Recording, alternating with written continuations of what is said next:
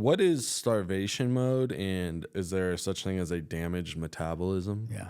No and no. Yeah, the starvation mode is a myth that really kind of popped up in the, well, I guess about the 70s. And when people started getting fat, quickly how that myth started. When people started getting fat, and then they're coming in, they're working with a dietitian, or they're working with a nutritionist, or coming in the 80s, they're coming into our clubs, and we would sit there, and someone would weigh 230 pounds, and they say, okay, so tell us what you eat. They would write down what they eat, and it comes out to about 1,200 calories a day. So in the beginning, people go, because they're believing the person. Yeah. And it's not that the person is trying to lie. We used to trick them, though. We'd go like this: tell me what you eat on a good day, on a regular day. Tell me what you eat on a regular day. And they put it all down, right? Tell me what you eat on a bad day. And then we just take the bad day. That's what they eat every day. Yeah. So we would get an idea anyway. But anyway, bottom line was there. So everybody, of course, you're going to believe the person across from you. Yeah. And they would come in and they didn't lose any body fat for the last 3 weeks, and yet you had them on a significant calorie reduction. And they said, I follow a diet to the T, everything. And okay, well, they obviously didn't. That'd be impossible because but so what I'm saying is this: they're not purposely lying.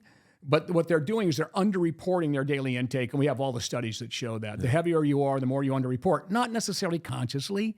Yeah. Lots of other reasons that could be there. So what happened was the way we blew the myth up, because people would go like, well, you're obviously eating too little. Your metabolism must be dead.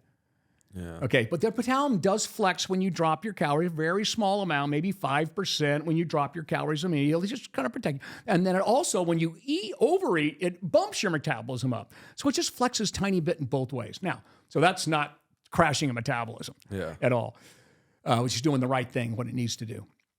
But what we're talking about here is that when these people are telling you they're eating 1,000 calories a day, and then these dietitians and all these nutritionists and even my trainers would go, it's in starvation mode, where you shut your body down. Well, let me put that in perspective for you. Have you ever seen what starving people look like? And the Minnesota did a study back in the old days. I mean, they're emaciated. Yeah. The body will never stop losing fat. So they would just say, well, there must be in a starvation mode. Well, bottom line is starving people, if you die of starvation, you don't die fat. Yeah. So you've all seen those pictures. We all know what that looks like. That's not. So there's no such thing as that starvation mode. But there is such a thing as this. Let's say you're eating 2,000 calories a day. And let's say you're 250 pounds, and I go, well, we got to get you down to, or let's say you're burning 2,500. You couldn't be, because anybody 250 pounds, if you just sat here, you're burning 25 to 3,000 calories, 2,500, 3,000, just sat here for your whole day. And we know that because here's how we busted everybody. We put the obese people in metabolic chambers and measured their total calorie burn for 24 hours. Yeah. And so we would match that to their food records, 1,200 calories a day. Well, your body just burned 3,200 calories a day. Because obviously fat people burn more than lean people. Yeah. That's just the way it works. So it was just the whole thing was kind of, that busted the myth, but it's still out there. It's still there. So what could happen is this. Let's say you're burning 2,500 calories a day. And I say, well, okay, that's too low for you. And I bump you up to 3,000. That just means that calories, the extra 500 made you feel so good, you burnt an extra 1,000 calories.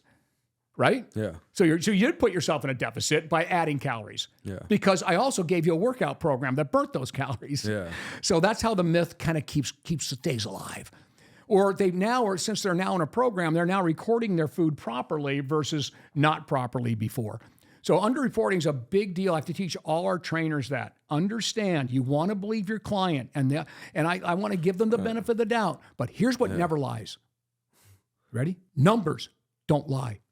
People do. Yeah. I measure your body fat. If it ain't going down and I cut your calories, because don't forget, if it's not going down, you're at a plateau, right? Yeah. Stay with me. So I've got someone at 15% body fat. It's not gone down. They've been in a deficit for 2 straight weeks now, because I'm measuring every 2 weeks, and it hasn't gone down. Very, very simply, the body composition hasn't changed. That is now your maintenance, right? And I make them agree.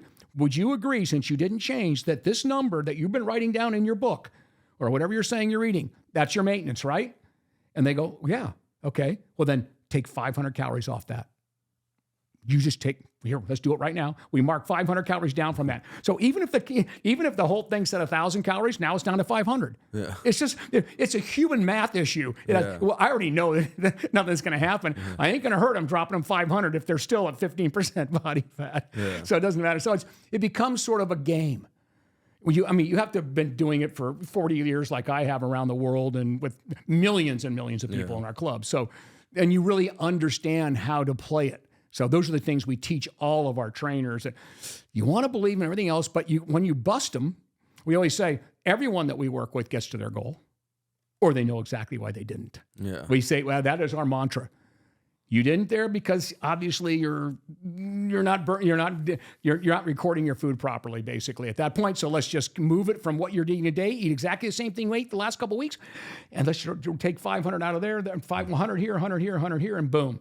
Or you're going to move 500 more calories. So there's no such thing as starvation mode. Don't let people use that. Just say, hey, listen, let's just take away that you're eating 1,200 and here's the menu I'm going to give you. Yeah. And put a nice clean menu together for them for 1,500 or 2,000, whatever. So let's So- start here and we'll work it. And then you can tell them, hey, you got to eat more. Go ahead and tell them that if you want. You got to eat more so you can burn more. Go ahead and tell them. I'm okay with that. Yeah. Okay? But that's not exactly what's happening.